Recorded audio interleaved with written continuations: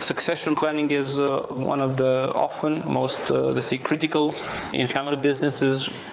We also owners that were, let's say, very in control and refused to give up the business while they were alive towards their children.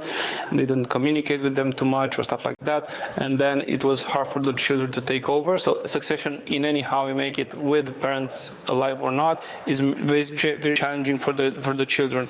And how involved is the CFO in this process, in your perspective? And what role can they play to ensure long-term stability during this transition period from the first generation to the next? I've never been in that situation where there would be something happening like this, but I believe that every single owner should have a plan. What happens if he gets hit by a car tomorrow?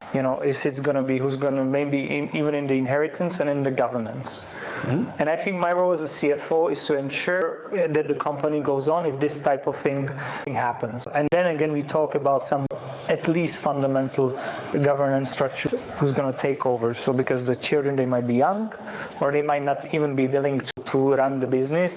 And then my role is to ensure that this thing is in place.